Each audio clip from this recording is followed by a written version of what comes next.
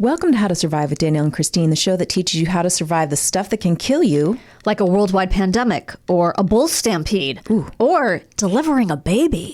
And the stuff that just makes you wish you were dead. Like having a pimple on picture day, or pooping on a table, or driving cross country with a baby. No. I just say no to that. XXX. Cross that off my list. You know what? Can we just get to the theme song? Let's play the song. Ground is shaking under our feet, mountains on fire, flooding in the street. Can't breathe the air, can't fight the feeling. Gobbling down Xanax ain't the way to be dealing. Gotta do better than just getting high. We gotta stick together if we're gonna survive. How to survive. How to survive.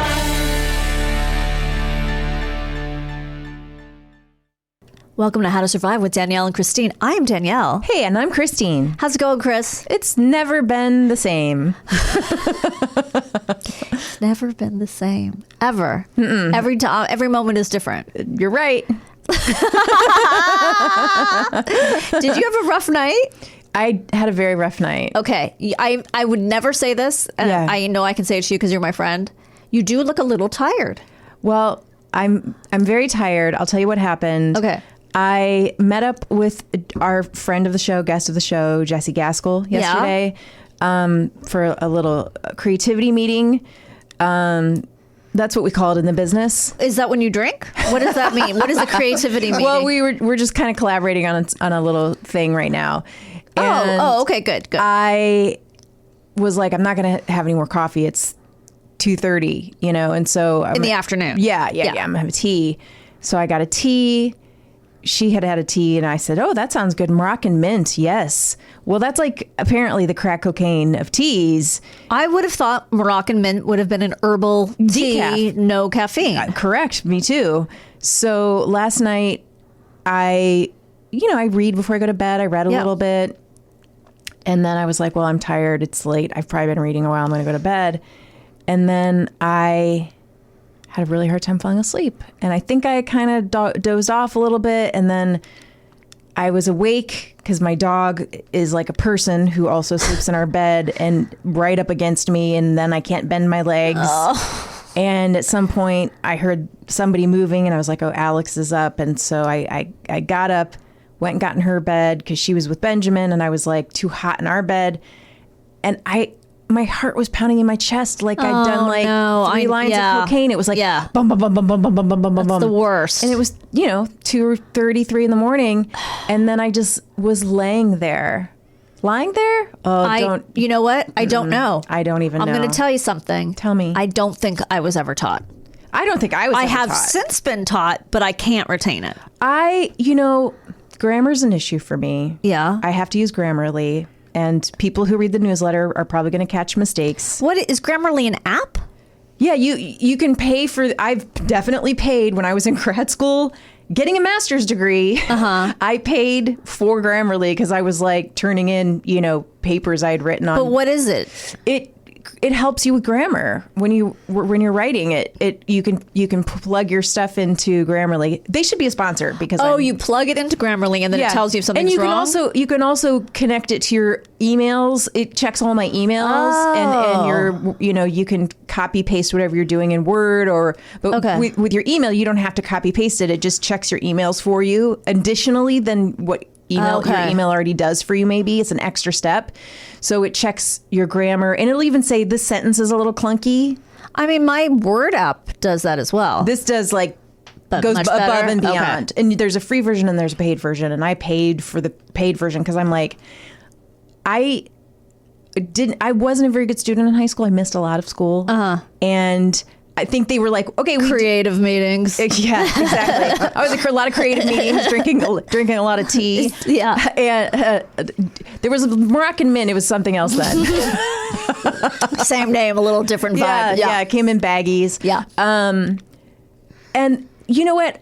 I know grammar was taught. Yes. I think I had a hard time getting it then. It was a lot of boring sentence diagramming.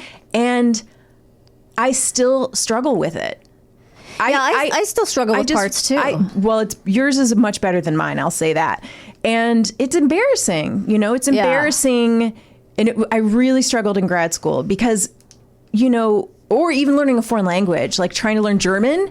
Oh my God, because it's all about... okay, so that's what I was going to say, which was that when I was in high school and learning French, and I remember going, oh, that's what a past participle, whatever is. Yes. Or whatever it was, I remember like, oh, I don't think I learned this in English. Yes, because it's important this to all know feels very new, Yeah. but I knew that I was supposed to have learned it. It's all this agreement between verbs and direct objects and indirect objects. Yeah. And Sven would try to explain this to me while he's helping me with German, and I'm like, honey, I don't know this Explain in English. it in English Like, first. I Yeah, don't exactly. get it. Yeah. I never got this in school. Yeah. Like, I don't know did I just miss that entire year? Yeah, I have definite blind spots with that kind of stuff. And I usually just avoid if it's like I can't, if it's lay or lie, I just go, just in my writing, prone. I'll just use a different word. I'll be That's like, what I'm I'll saying, just use a different word because I'm not sure. Yeah. Yeah. It's hard to, and I've tried to learn it in my adult life with, like eats, shoots, and leaves. That's a very sort of user friendly. Yeah. And I still am like, I can't. It's like trying to read about the Israeli-Palestinian conflict. I'll get like it doesn't matter how many times you read it. I'll be like, I can't. My brain does not have the ability to absorb this. I know. I could not feel you more on both those things. That makes that. You know what? That makes me feel better. Yes, I'm not alone in this. I try with both those things. I have some grasp of each of those things, but they are very tenuous. Yeah, at best, if that's the right word. No, I think it is. Well, I think. It's like we probably speak correctly most of the time. Right. It's the writing. Yeah. And I found, does this happen to you? I'll say, we've talked about this before, but I'll say a word that I know only from reading. And I'm like, inchoate? Inchoate? Oh, yeah. I've only ever seen this in a book. Right. That happens to me as well. Yeah, I've gotten called out on that. On the show. Twice. I mean, on Never Not Funny. Really? Yeah. Do you remember what the words were? One of them was inevitable. Okay. I would say inevitable. That's funny. Which I then saw that as a joke in something. That whole thing happened to somebody on It some does show. seem absurd that you wouldn't know it was inevitable. That's not an obscure word. It isn't. And the other one was vehemently. Okay. But I said vehemently. I love that. That's very endearing to me as a person who's mispronounced a lot of words in my life. So irrespective of nothing, I saw a movie you might not think I would go see. I can't wait. I saw Megan. You did not. Yes, I did. Was it fun? It was so fun. Was it fun because you laughed where you weren't supposed to, or was it fun because it is actually fun? It's totally, everything is very intentional. Okay. Jimmy and I had an afternoon date. We went to go see it. Yeah. It's not scary. It's not like, I was a little worried because I don't like scary movies. Right. It's not scary at all. And also, there's not one original thing in the entire movie. You have seen this movie 100 times. Yeah. You've seen it in the 1950s as a Twilight Zone. Okay. You have seen, there's nothing original about it. Okay. But it all works. Okay. And now, Garen, I'm going to ask you this question because I see that there is a queer love for this movie, and I'm trying to figure out what that's about. I think it's just the camp of it. It's just because it's campy. Because I don't think there's any even gay characters in the movie. No. So who are they latching on to? I guess just Megan. Her. First of all, I want that outfit. 100% I want that outfit. No joke. Like, I would wear that. She's in a Peter Pan collar, right? She's wearing a bow, and she might have a Peter Pan collar. And then she also has like this kind of jacket that goes over it sometimes. Okay. And, it's just weird enough that it just totally works. Yes. And it's just, you liked it, right? Yeah. It's just super fun. Okay. Yeah. It's just fun. It's ridiculous. Yes. But not for my kids, I assume. I don't know what level. When Oliver was that age, she had some friends who would watch scary things. I don't know. Okay. Benjamin probably could handle it, but not Alex, I would say. Just the idea of a doll or, like a robot doll is scary it could be scary to certain kids. So I don't know, maybe you don't want to try it, but there's nothing that actually there's some violence, obviously, but it's more creepy than it is scary. I'm not gonna take them, but I think we could have fun seeing it. But it was really fun. Not any worse than Stranger Things, I don't think. Okay. In terms of except scares. that do they still have dolls? They still have dolls, right? Not or stuffed animals. They do, but they're put away. I mean, they're not really. All right. Have you guys seen The Menu? I really want to, and I haven't seen it yet. It's wonderful. Oh, I'm so excited. It's fun. Did you see it too? We just watched it, and I really delighted in, especially Nicholas Hoult. Yes. Is a real gift in that movie, I thought. And it made me want to watch The Great. Is that what it's called? The Great? I've watched it off and on. Okay. I really like him, and I really like her, Dakota Fanning in it. Yeah. But something is not making me keep watching it. I can't figure out what it is because it seems like it would be right up my alley. Okay. It's very tongue-in-cheek. It's very over the top. Yeah. But he is really good. I think he's very good in it. And it's just so funny to me that he was the kid in About a Boy because I know, I love that. He was so pudgy. I know. And now he's this and now he's great really looking. Cute. Really, really cute. He's perfect in this movie as just this guy you sort of realize you're on the worst date with. He's such I really want to see it. Yeah, it's really good. Okay, really I suppose we should get into today's topic. This is a podcast about movies we like. So I don't know what your rush is. How to survive when only 2 of the 3 people have seen each movie we talk about. Just any combination of 2 or 3 people. Okay. We're going to talk about how to survive delivering a baby. Oh, I've been there. Yes, you have. So and have you. You have dealt with a lot of these things. Okay. Well. So it's a little awkward. Basically, I started from the point of things people are afraid of. Okay. And one of the things people were so afraid of was having a C-section. And I was like, why is everyone so afraid of having a C-section? So first I did a little research on C-sections. Okay. Which you've had, right? Nope. Oh, you didn't have a C-section? No. That's right. You told me that. That's right. I always think you did because you had twins. Correct. A lot of women who have twins are, needing to have C-sections. Right. And I was a C-section baby, but I haven't had a C-section. Okay. I was also a C-section baby. Maybe it was just the thing then. I think it's still a big thing, but I think, it was... It was because my brother was a C-section, and at the time, they didn't do vaginal birth after They didn't do cesarean. VBACs? They didn't do VBACs. Do they now? Yes. That's why there's a name for it, VBAC. Thought that Vaginal was a beer. birth. It might be both. It's very hearty beer. It's extremely salty, and it's got a kick to it. it does have a kick to it. But with a little lime. Yep. Okay.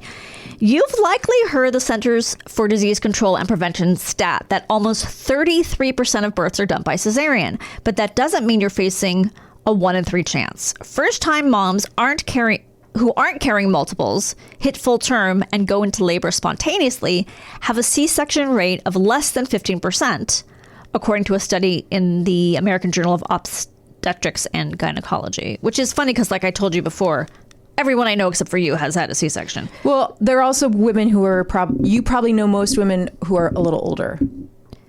Because I think out here, women have babies a little older. Yeah, I guess that's true. Because we're a coastal elites. Yeah, that's probably true.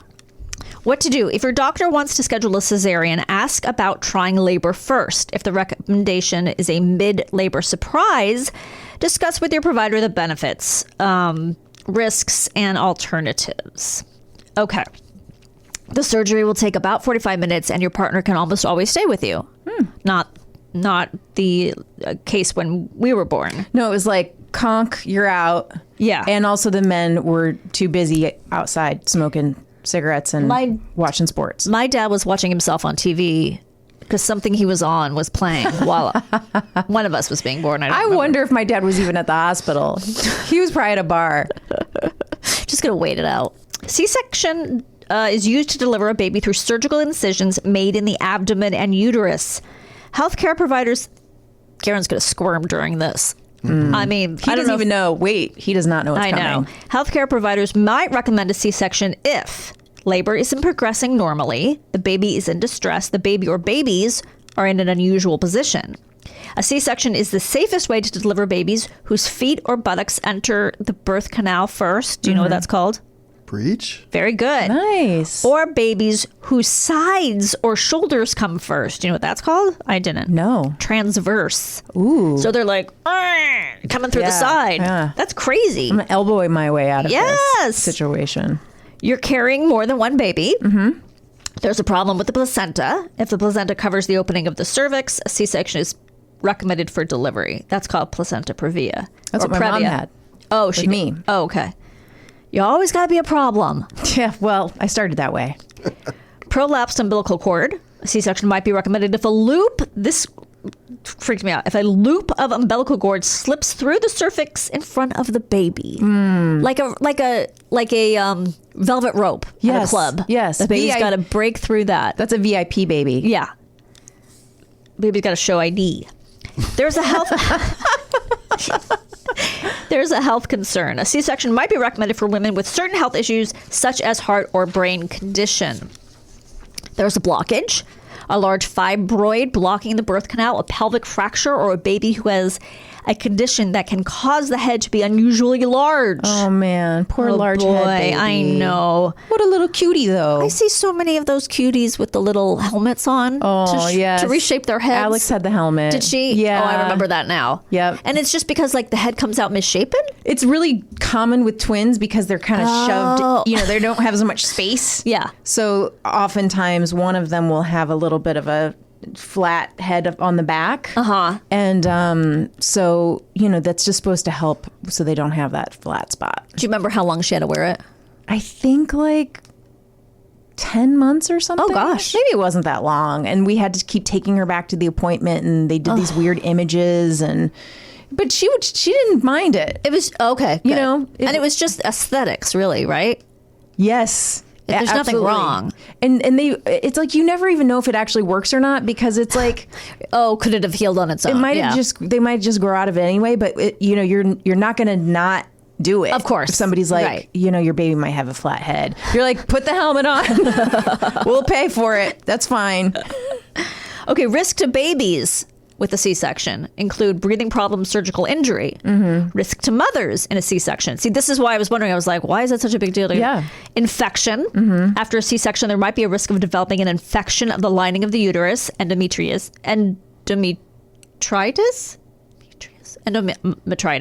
in the urinary tract or at the site of the incision.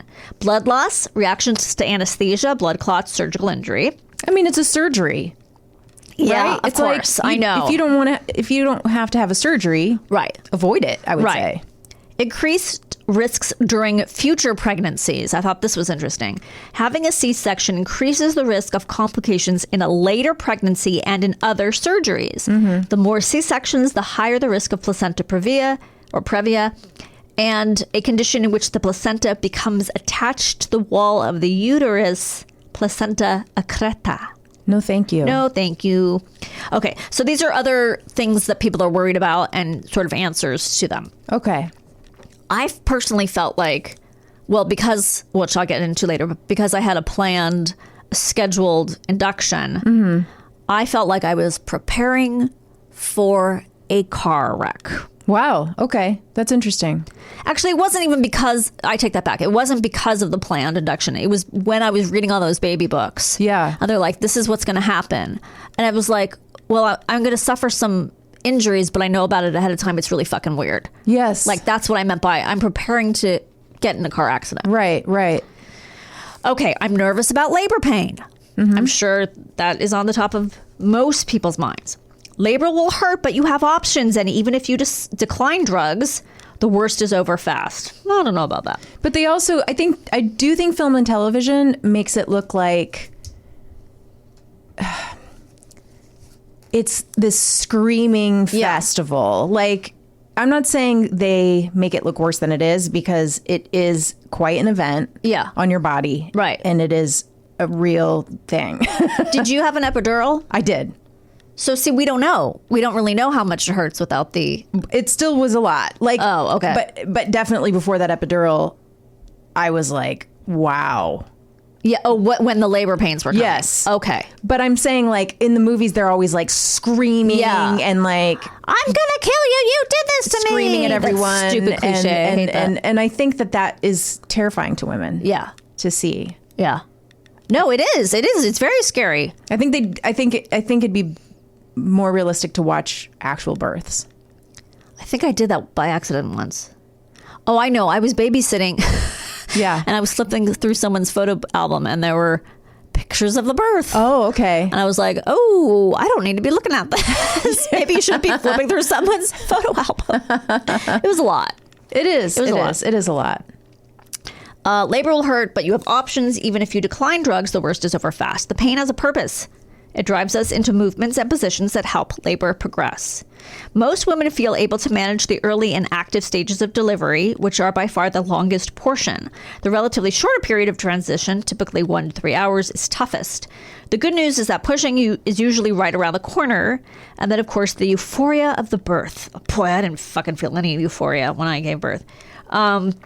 If med-free isn't your thing or your labor pain management isn't working, just say the word and relief, like an epidural, will be on its way. Mm-hmm. So I'm pretty sure I talked about this in another episode, but long story short, I had to be induced. I never went through labor. I don't even know what labor pains are or regular labor pains, because it just wasn't happening. He did not want to leave. Yeah. So they gave me Pitocin, which is the drug to induce labor. Yeah. And I don't know how I didn't know this, but I swear to God, no one ever told me that the Pitocin increases the labor pain more than you could ever fucking imagine. Mm-hmm. And I was like, oh, this is labor. Mm-hmm. And it wasn't until after I gave birth that someone schooled me. Like, no, that increases. That's why you felt, because I was groaning. I was in so much pain. And then they gave me the epidural. Thank God they still had time to give me the epidural. Yeah. Okay. Score better odds. Sign up for yoga. This is to reduce pain, supposedly. Mm-hmm. Prenatal yoga practitioners reported less pain during labor. And it's no surprise. The pairing of movement and breath builds endurance, teaches you to breathe deeply, and helps you relax into discomfort, whether that's warrior's pose or labor pains. In addition to the breathing techniques and positions you learn, there are other medication-free tactics to lower the pain, or at least make you better able to tolerate it. But if all the birthing ball bouncing in the world can't help you get a grip on your contractions, opt for an epidural. I like that they're like not anti-medicine. Yeah, they're not like, what is the Bradley method is the birthing class we took. They were so anti. Oh, you took the Bradley method? Yes, we took the class. Oh. And it was at a yoga studio, which I was very happy with because I'm, big on yoga, and I used to be a yoga teacher. And so I was very into that. But they were so anti any kind of meds. Yeah. And also just even like the woman teaching it was like pretty anti even a lot of things like taking certain vitamins and like you don't know what's in those. And she made some weird claims about autism, and I was like, oh, you're crazy. You don't know what you're talking about. Yeah. But it was a lot of like, guilt if you did that kind of stuff. Yeah. That it was kind of it definitely felt like you were in a weird cult. Yeah. That was like. I recently almost got into it with this woman who was a Bradley teacher. Mm-hmm. And because she started spouting off on how dangerous, but it was my friend's, like, mom's friend. Okay. So I just let it go. But I was like, oh, this is such bullshit. I can't even, like, anyway.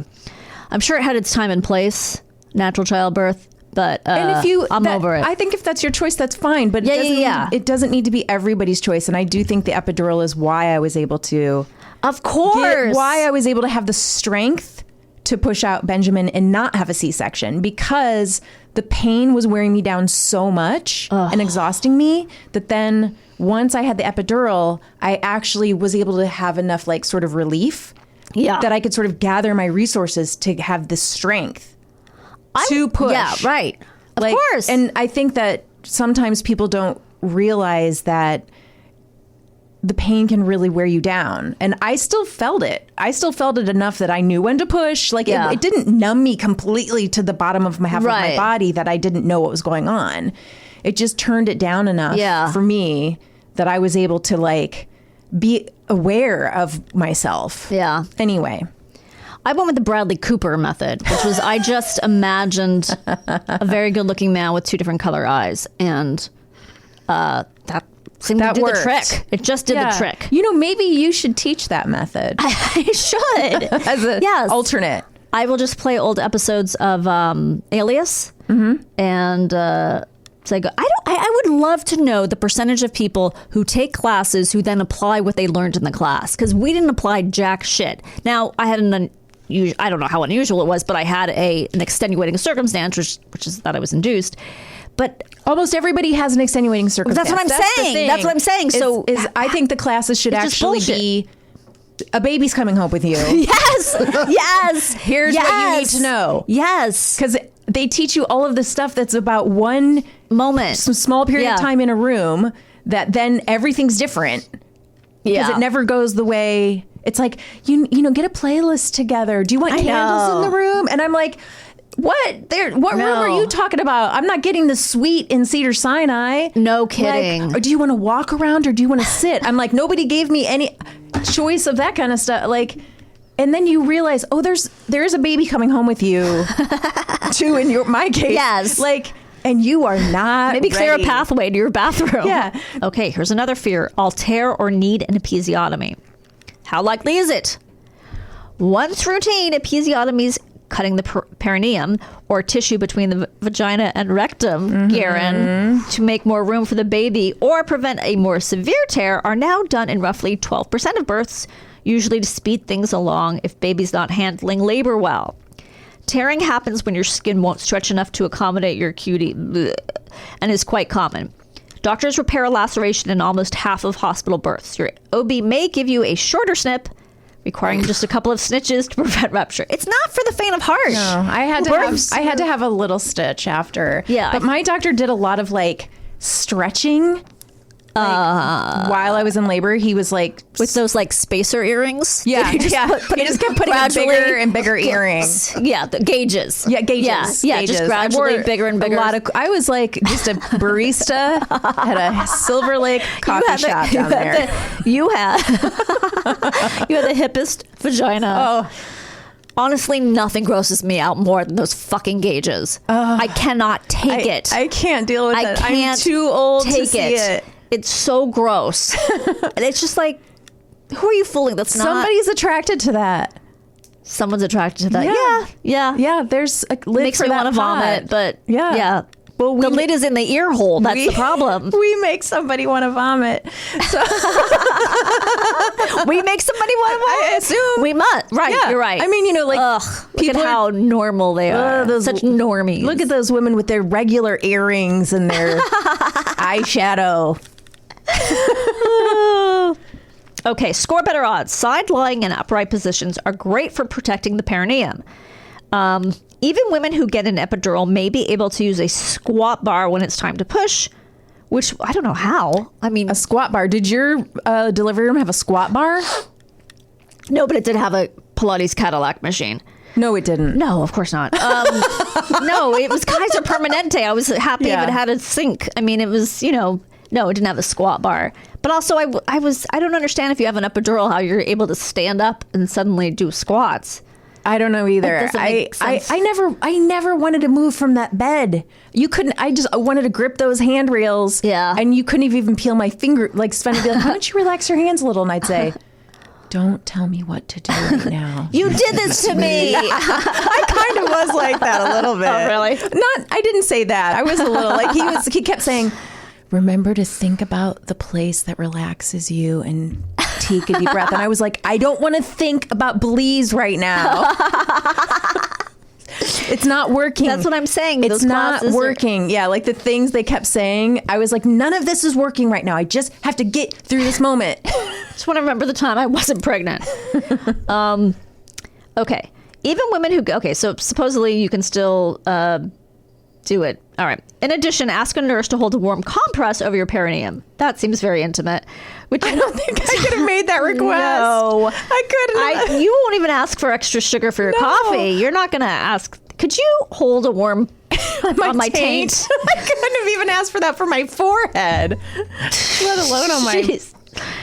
which increases blood flow and elasticity. Your nurse can also give you a perineal massage. Nope. As you push. Yeah, that's what my doctor was doing. And when I was in active labor, and at that point, you know, I didn't care what anybody did. I gotta tell you, we did everything you were supposed to do beforehand. Yes. Did you eat the salad? Yes.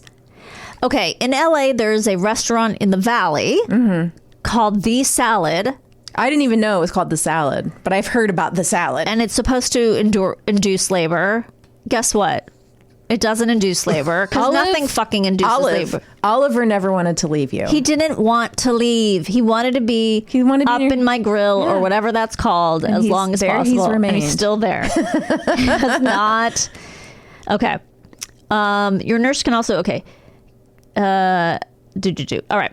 What to do. If you have a snip, you'll be so distracted by the birth that you won't register the sting of anesthesia your doctor injects before stitching you up with sutures that dissolve in a few weeks.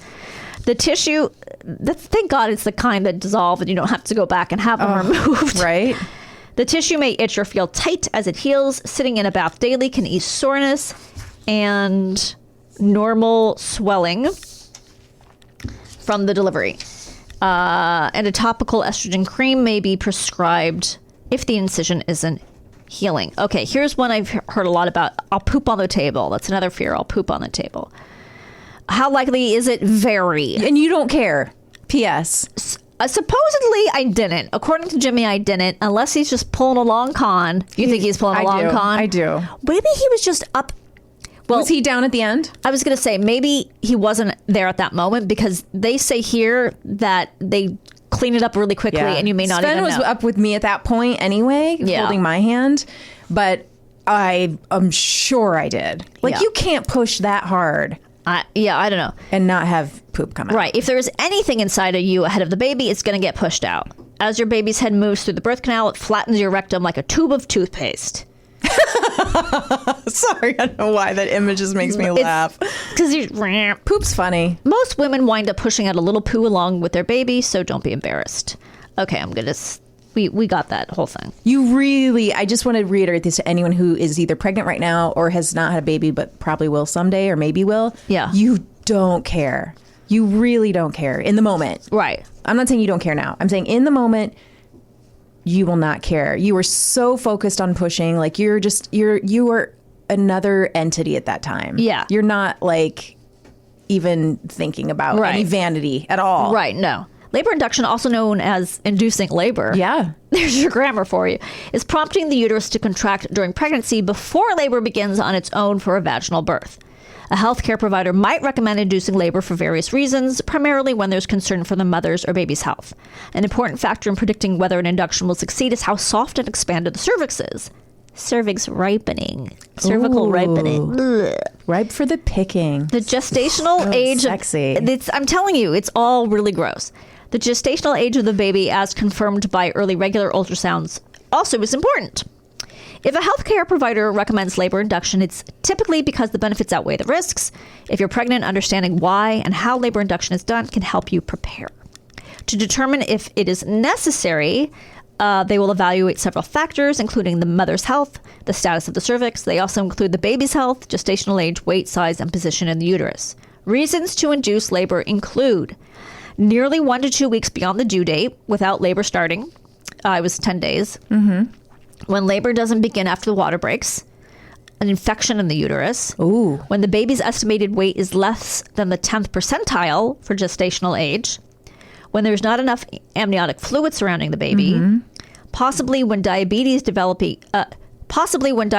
develops during pregnancy, which is called gestational diabetes, or diabetes exists before pregnancy. Okay, I'm going to go over some of the risks of inducing. Failed induction. An induction might be considered failed if the methods used don't result in a vaginal delivery after 24 hours. In such cases, a C-section might be necessary. Low fetal heart rate. The medications used to induce labor, oxytocin or a prostaglandin, might cause the uterus to contract too much, which can lessen the baby's oxygen supply and lower the baby's heart rate.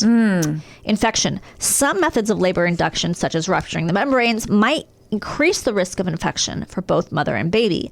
The longer the time between membrane rupture and labor, the higher the risk of infection.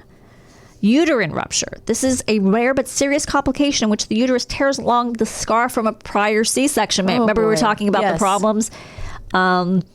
Rarely, uterine rupture can also occur in women who have not had previous uterine surgery and bleeding after delivery. Wow. Okay. Are you ready for a short story? I love it. Okay. This is just one of those things where people write into a magazine and tell their birth story. So it's not like a long thing. It's just like an anecdotal sort of thing. I love it. I love an anecdotal This is Jillian Q from NYC. Ooh, she sounds like a Bond character. She is. My son was breech and born by C-section. So when I became pregnant with my daughter a year and a half later, I decided it made the most sense to have her by C-section as well. Mm-hmm. We had the C-section scheduled for Monday, but on Friday night, I started having tiny contractions. My doctor said not to worry. It was just pre-labor. But as the contractions got worse, I started to panic.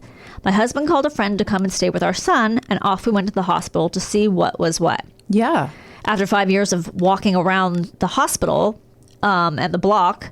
5 years? Sorry, let me do that again. After 5 hours of having me walk around the hospital, the block, you name it, they determined it was indeed pre-labor, and I was cleared to have my C-section as planned on Monday. Okay. Sheepishly, I went home. My contractions progressed, but not wanting to cause another false alarm, I ignored them, assuming I was nowhere close to actually having a baby. Mm-hmm. We did, however, ask my mom to drive up just in case we needed her to stay with our son. And wouldn't you know it? Come 2 a.m. Saturday, I was in agony. Though my water hadn't broken, my contractions were coming constantly, and I knew I had to get to the hospital stat.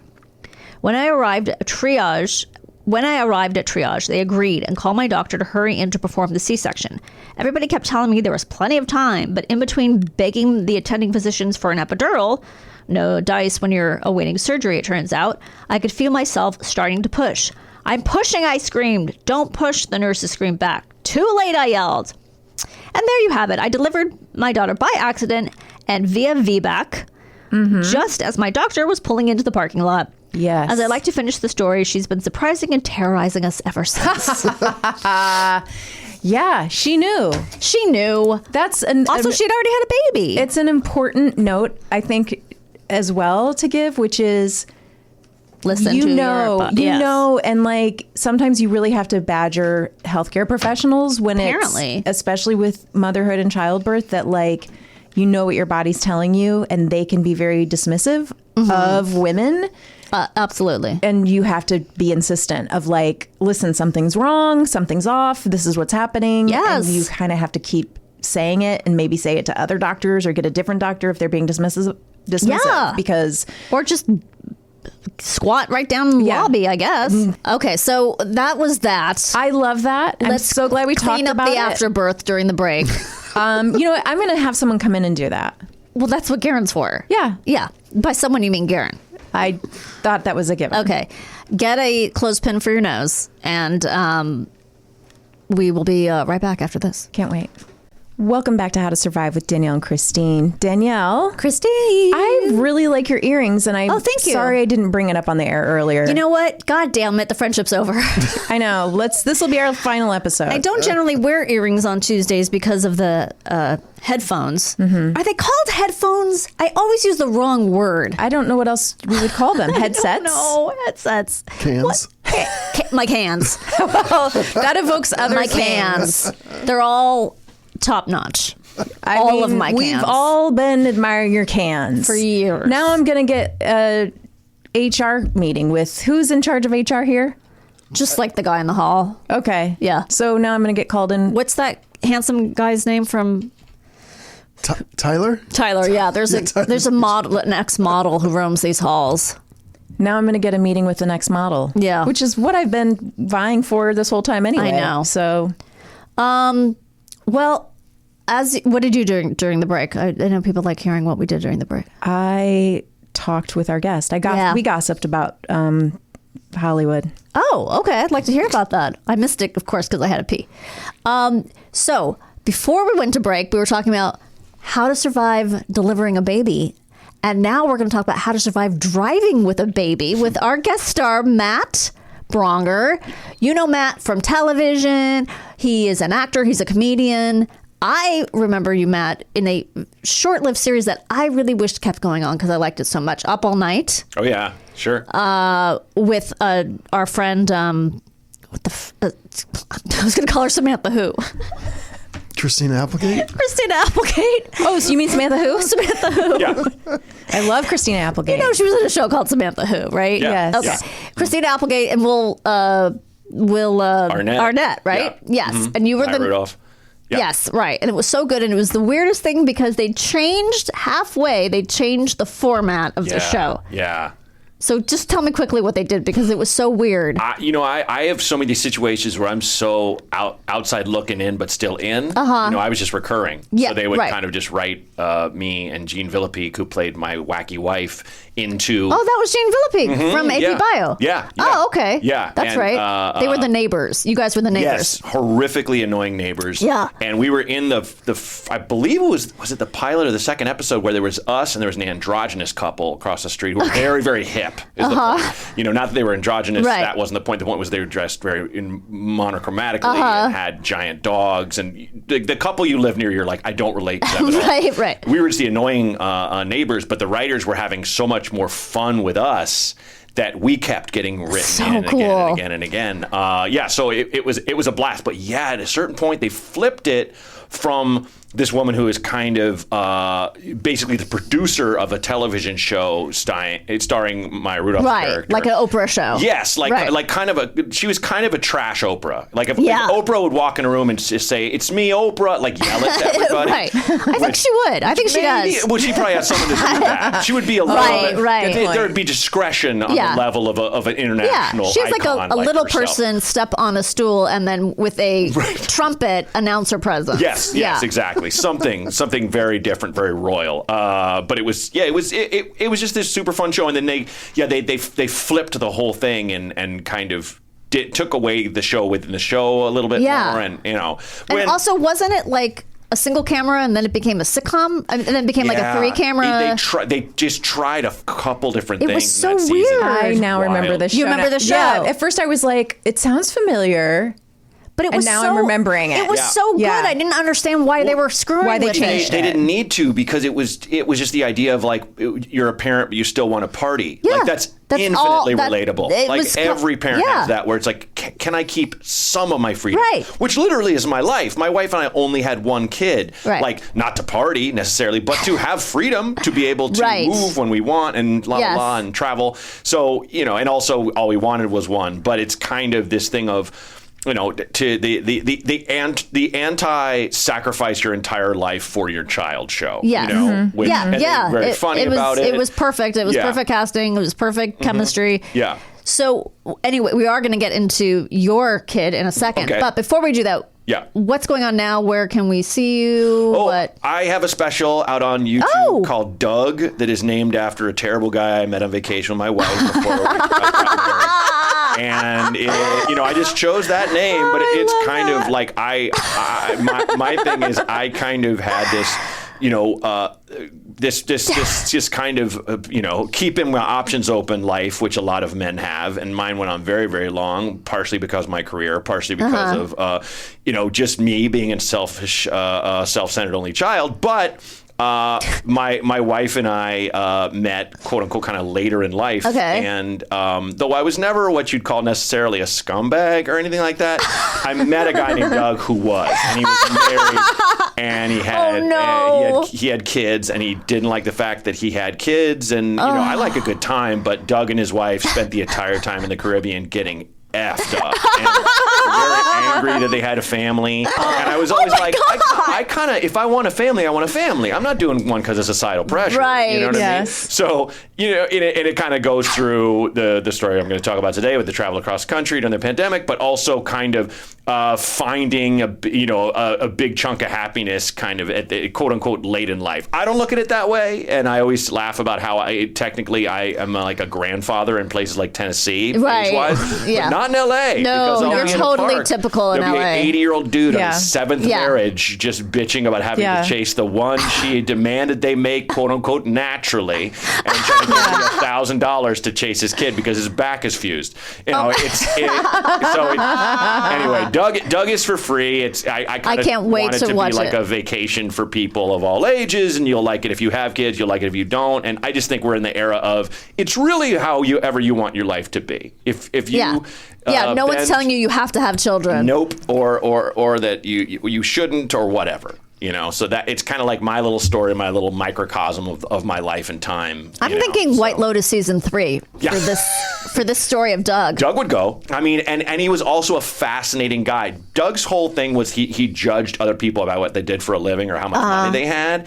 Oh God, you didn't tell me you were a comic, did you? That's I don't want to give my whole Okay, story okay, away. okay. That's on the thing. All But right, I I'm will gonna watch just it. say every time I saw Doug, he was drunk and wet, like like he had just rolled in on the froth of the surf, and he was like in his 50s. And it's always that thing where when I see someone that still goes that hard, I'm Yes. just like, are you talking to your doctor? Are you talking to your psychologist? It's alarming. We're talking about your story. Okay, Yeah, so yeah. what happened? Basically, in early 2020, as we all remember, Oregon caught fire. Yes. And Yes. my parents lived there. And, it was more like the Ashland area, which is more southern Oregon. My parents live in Portland, which is in the north. But the air was like, India at its worst in in the industrial areas. And so we were going to take my daughter in a Winnebago up and just not get out of it, just bring enough food to go through there. And Okay, and get how to my old was your parents' daughter house. at this She was point? 6 weeks old. Oh my God! Yeah. Holy Tiny Ghost! baby. And, a lot of it was, here, let's bring this kid to my parents. A lot of it was, let's just get the hell out of LA for a while. I'm stir crazy. Everybody was stir Pandemic, crazy. yeah. And then California caught fire too. Right. Yeah, because the air And- was awful here as well. Yeah, it got awful afterwards. Yeah, Yeah. the same problem happened with the wildfires. And so we had planned to do the Oregon run as a test run to later that year around Thanksgiving drive to Kara's parents' place in Mansfield, Massachusetts. And we were just like, screw it, let's do that now. Got We loaded up my car, which is an electric car, with all of our supplies and our child, and drove across the country 3,300 miles, basically. Wow. Holy during a pandemic shit. and an election year Okay. in an electric car with California plates. Oh, fun. Who was running that year? I don't know if you remember. It was Vaguely. a mellow election, not Vaguely. contentious at all. Fun to be in some of those states Oh my God. in an electric car. Oh my God. Yeah. Oh my God. I didn't get the razzing I thought I'd get. In fact, my big takeaway was there are people who I'm sure I would diametrically disagree with on almost every socio-political issue, but we all kind of got along because I saw the same look of fearful uncertainty in literally everyone's eyes. Every single state I went to, people were like, I don't know what's next. Is this the rest of our lives? Yeah. Yeah. I don't know how to be. Yeah. And let's be honest, the internet is the problem, because the internet and Yeah. clickbait thrives Sure. on danger. So people are at each Right. other's necks. But I at one point we traveled across the country, just from charging station to charging station. So when we Right. charge up the car, that's when we take Rose out and walk around in a stroller and go change her inside a gas station Right. or whatnot. I tell a story on Doug about stopping in a biker bar / family restaurant in Nebraska that's called Thunder Road. And if anyone's listening and you're in Nebraska, go. It's a great place. The changing table is in the men's restroom in What? the bar, if you can believe Wait it. a second. That That's blew my extremely mind. progressive. I love that. Wow, Rose had a blowout beyond a blowout. Then the smell just Well, all rolled that over beer. us. Yeah. Yeah, exactly. I mean, 6-year-olds can't hold their liquor. six-week-olds, She's on no. the way having roadies, Yeah. And we pull in, and I didn't know what it was. It was so big, it looked like a warehouse of some kind. And it's just, there's motorcycles as far as the eye can see. And I went into the family restaurant area, and they were like, the bathrooms actually in the bar. And so I went through there holding Rose and put her on this changing table that you could have you could use to birth a horse. Like, it was the most extremely large changing table I've ever seen. I was going to say, maybe it wasn't for babies. You know, maybe it was like... It had the baby symbol on it, but maybe those guys would crack it down and they'd do secret drinking. Something. Or horse birth. While they're old ladies. Horse birth. Yeah. Chris thinks. Bring a horse into the bathroom. Yes. Yeah. Okay. And I, the rest of the story, again, is on the special, not to lay the bait and all that stuff. But I connected with, a biker guy who was staring at my naked kid, and you have that feeling if you're like, what? And you that sinking feeling, is this guy a creep? Yeah. What is wrong with you? Yeah. And he basically was like, that's a rash. And I was like, excuse me? And he said, and I say this in the joke, but he was like, I got 4 of those. 4 of those. Kids, you mean? He's like, and I know a rash when I see one. And that's a rash. And he opened up his pocket of his cut, his leather jacket. That's what it's called? The A cut? A cut. Yeah, it's like with those leather vests they wear that have, Hell's Angels or Mongols or whatever on the back. You're talking like I don't have one. Yeah, I just didn't know that's what it was called. Yeah. The hot rod mamas. Yes. Sure. Yeah. This guy, he unsnapped a thing and he was like, you got the cream. And he had diaper cream in his cut. No. Yeah. That's amazing. Because this bar had almost every biker had a kid next to him that they were just like, with a chocolate milk or something. Just like like with a bandana on and like much. bad haircuts. Yeah. And some I was delighted to see still in their pajamas. Like those kids that they scream so much. You're going to daycare in your damn pajamas. Yeah. Fine. Yes. Like that's it. Even this guy who looks like, Odin from Norse mythology. Right. He cannot get his kid into the clothes. But did he have wipes in the other pocket? And probably. I mean, he kind of he was like, stay strapped, brother, and he walked out. No. And it was like the kinship, Oh my God. Yeah. That's amazing. At one point at a charging station, a guy pulled up in a pickup truck and got out and didn't have a shirt on, and I was like, well, this is going to be trouble, because he's eyeing my car, and he saw the plates. And I took Rose out, and he just kind of took a step back, and he went, look at that baby.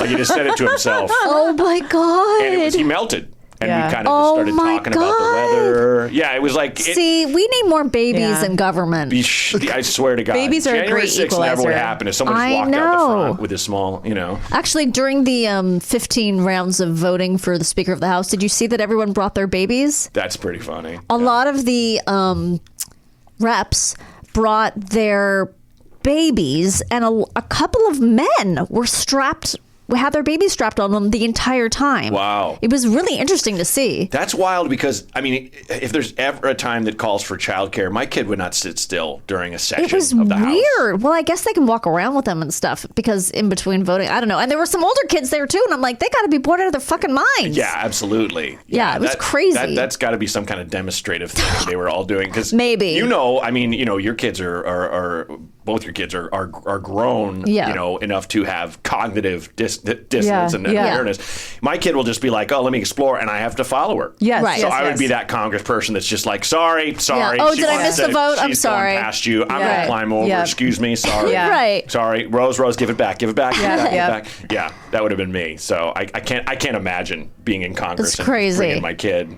So she's 2.5 now. She's 2.5. Yes. Okay. So then you're in the thing, and the guys. And we got along, and he screamed at his friends to come look at this baby, and they came out of the truck. I didn't know there was anybody else in the truck. The windows were grimy, thick with dirt. Must. But they got out, and then they all kind of gathered around Rose, and we started talking about how things are going and stuff. Wow.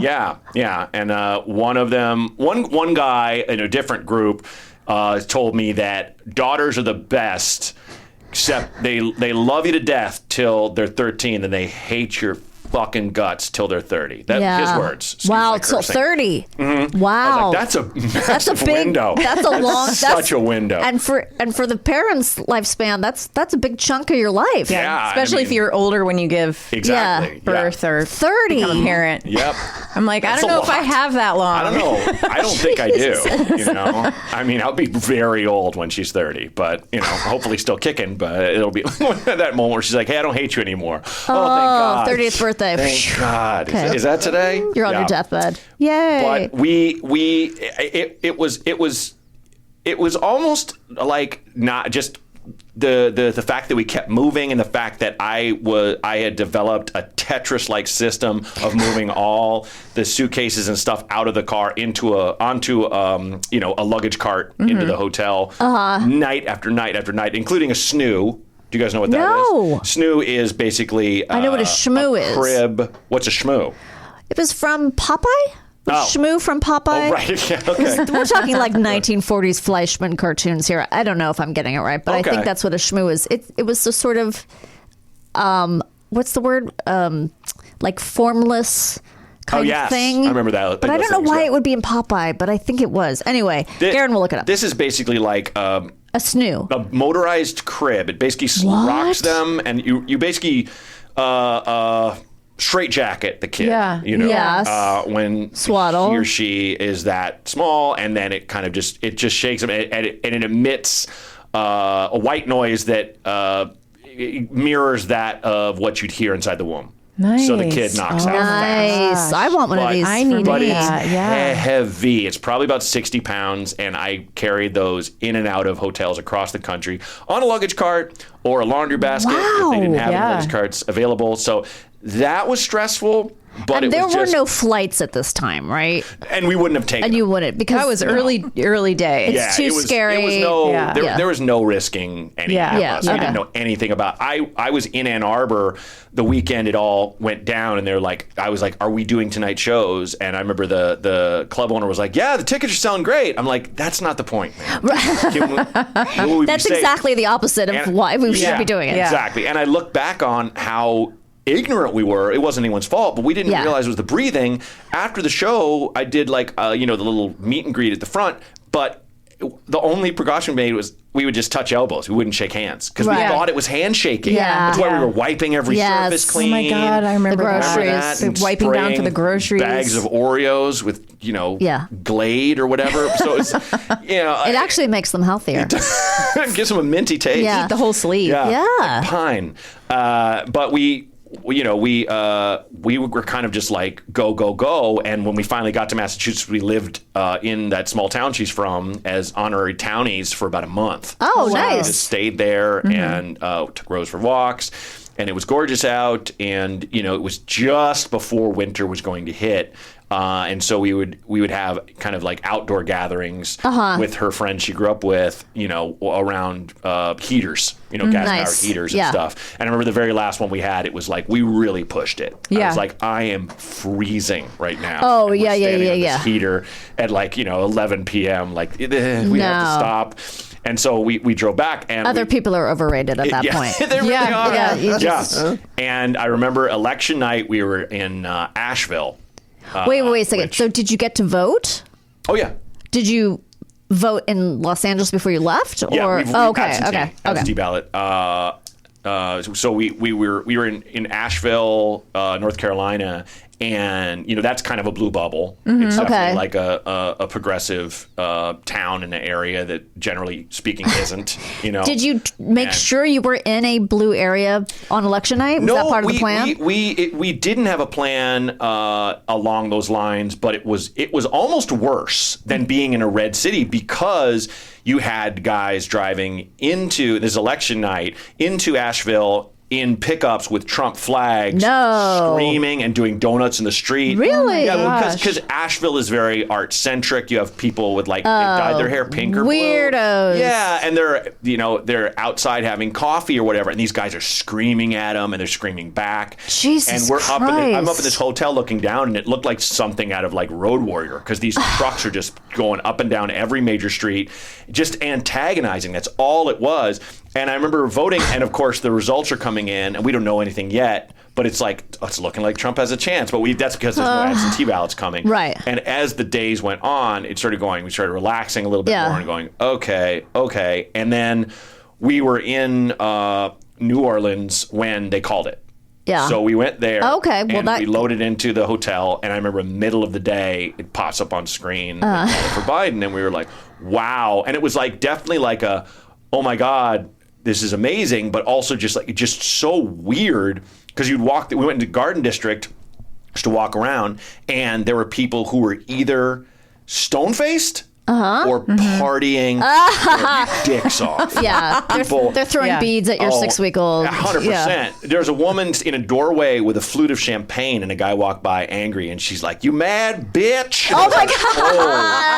And then a guy is walking. And wow. you know, I will say the biggest thing about the trip is I'd be so surprised by how people actually are. Where there was a guy who had all his kids in a wheelbarrow. And you know, it's archetypal. Oh, this has got to be a Trump voter, right? Yeah. He had taken a paintbrush and painted "Bye Don" on his shirt. And I'm changing rows in the trunk of the car, which I became adept at doing. I did it all the time, hundreds of times. And he walked by and was like, "She's going to grow up in a better world, man," and just kept walking, you know. It was very sweet. Well, I'm sorry to backtrack. Are you implying he spelled Biden incorrectly? Did he spell Biden? Byedon. Oh, okay. It's sorry, a pun. I wasn't clear. Yes. That's pretty clever. Yeah. I don't think I've ever heard that. I didn't get it for a minute, but yeah. Biden. Got it. Nice. That's it. So nice. You know, it was equal parts. I would say people who were very, very happy and people who were not. But interesting. You know, I didn't go have brunch at Brennan's, where I'm sure there'd be, you know, fancy people from, you know, old cotton money white. You know,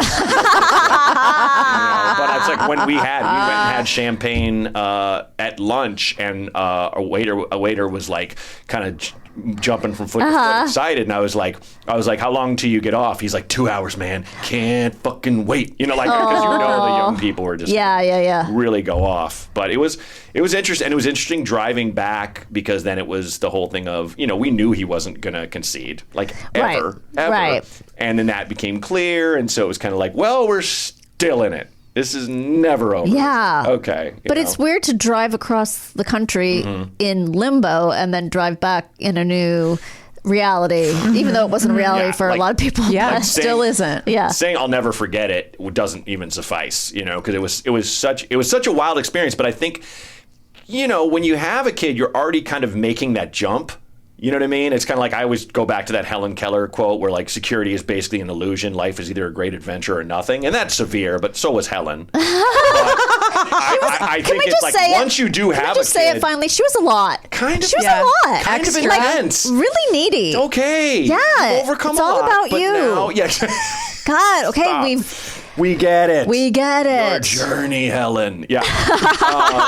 But it was, you know, once you have a kid and you're already in it, and you're already on this great adventure that is terrifying. But even if you don't have a kid and you're just alive, so it is. It's its own thing. You know? So it makes you kind of reflect on all of it and go, well, I could scream and flip out because everything caught fire, or we could just get the hell out of Dodge and understand we're probably going to be okay. Let's just take this, because I think, you know, it's a huge part of your mental health to be able to, you know, stretch and go ahead and just try something. Yeah. Just get out there and try something, and, you know, within reason, and affecting safe boundaries and things like that. But I will say, overall, I was pleasantly surprised. So the fascinating thing about this is that I'm sure, as she gets older, you're going to be able to tell Rose that she lived through this extraordinary time in her very first weeks of life. And it's just such an interesting sort of, I'm sure you have lots of pictures. Of course. You know, she, like, that was the beginning of her life, was this crazy change in climate, you know, political climate, and a worldwide pandemic, and meeting all these different people and meeting her grandparents. I'm assuming that was the first time they saw her. Yes, for sure. And then did you ever get to go up north? Yeah, no, my parents came down. Oh, okay. They did what we were going to do, where they rented a Winnebago and they drove down. Oh, okay. I love that. Yeah, so that was awesome. Everybody got to see everybody on a certain level. So, you know, it was just kind of like zombie apocalypse living without the zombie apocalypse. You know, it was not as fun. Not as fun. Not as exciting. No, you can't wear pajamas in the apocalypse. You gotta have hard shoes, armor. Nobody's carrying an friend axe. that one. No shotguns. Yeah. Well, what am I saying? It's America. We all have. Yeah. Everyone's armed. Everybody. But you go up north. You go a little bit east. Oh yeah. Guns aplenty. So many guns. So many guns. Yeah. That's what cracks me up when people are like, "Oh, Portland, so liberal." I'm like, yeah, parts. You know, you go 2 miles outside the city, you'll That's find. interesting. Yeah, Some real red folks. Yeah, I only know Portland really from Portlandia, so I only know that. That's and Portlandia is pretty dead on too. Yeah. I've never seen a sketch that I was like, totally not true. So good. Yeah. So good.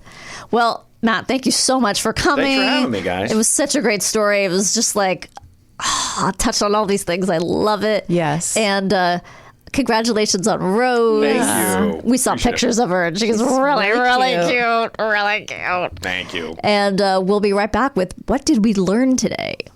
Danielle, are you ready to learn what we learned? Today? Correct. Yes. Moroccan mint tea, on average, has around 30 milligrams of caffeine per 8-ounce cup. Is that a lot? I don't know, because I don't know what coffee has, but let's say yes. Okay. It seems feels like a lot. It does feel like a lot. I think it's the same as a line Coffee? of cocaine. Oh, sure. That has a lot of caffeine in it, too. Maybe teach what to do after the birth. Fools. The Bradley Yes. method emphasizes that birth is a natural process. Mothers are encouraged to trust their body and focus on diet and exercise through pregnancy. And it teaches couples to manage labor through deep breathing and the support of a partner or labor coach.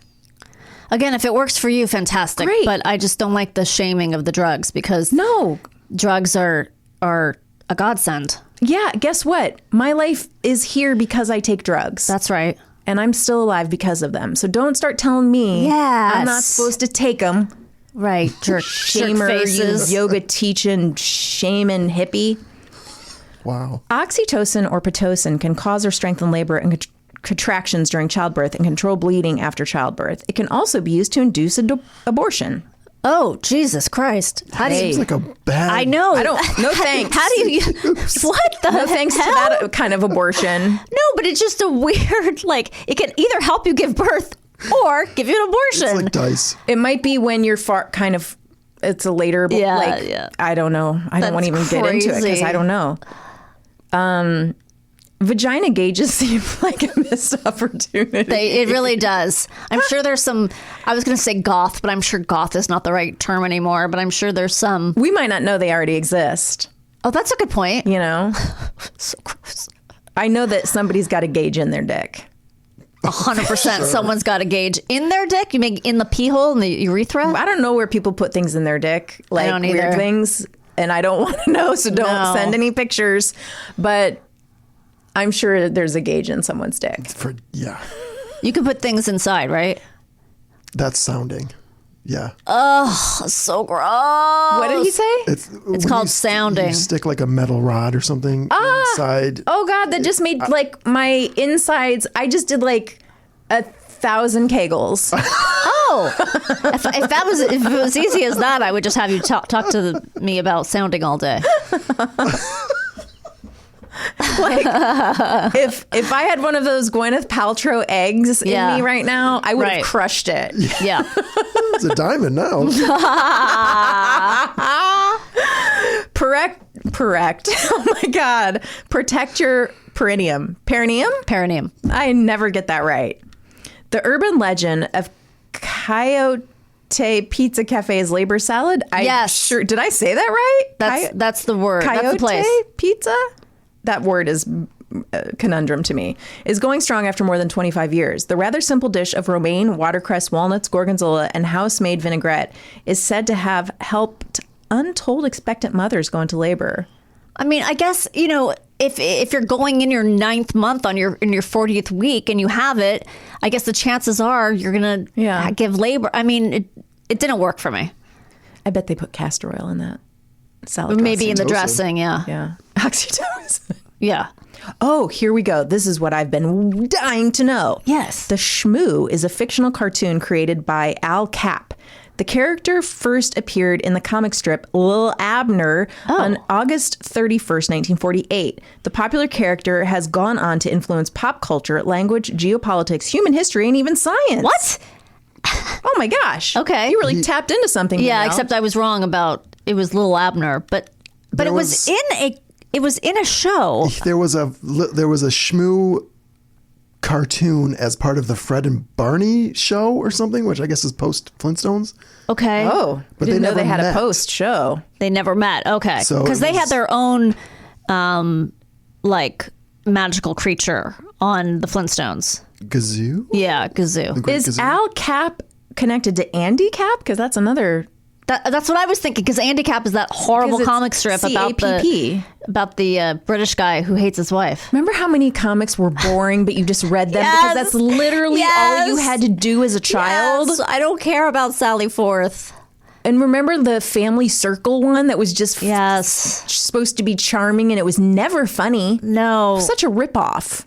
When I was a kid, Oh, it was a no, just ripoff. because I felt cheated. Because when I was a kid, I was like, "These are supposed to be funny. I know. like funny things." No, never once made me laugh. And all of it was like either what was the one with all the people who had the sort of weird noses? The Far Side? No, and it was kind of intellectual to me. Doonesbury. And I was like, Never got one of them. Never I was understood like, one of those. I don't even know what this is supposed to mean. All I know is that George Bush was in all of them, and I was supposed to understand it, and I never understood it and never thought it was funny. It feels like comics for vets, Yeah. like veterans. Yes. Like veterinarians. Yeah, Yeah. it's like, who were comics even for? I don't know. They were never. They were all mixed up with like kid ones, with like serious ones, because there were some that were just soap opera-ish Yes. that weren't supposed to be funny. Yes. Yeah, they were all together. I still liked reading them. It was fun yeah. on Sunday morning to read them in bed, but yeah, they weren't really anything good. Okay, so Shmoo started with Little Abner. I should ask my dad. My dad knows all about this stuff. He'll know. Well, find out from Walter. Get back to us. In the shall. meantime, everyone, like, subscribe, give us reviews. You know the jig. Yeah. The jig. The jig is up. You know the drill. You know the deal or You the know drill. what we like yes. to say at the end, which Yeah. is if you like our show and you want to support it, you can do all the things. Yes. Like and subscribe. Go to our merch page. Go to our website. Subscribe to our newsletter. Yes. We're going to have more exciting announcements coming up soon. Tease. But until then, do your best to Remain calm.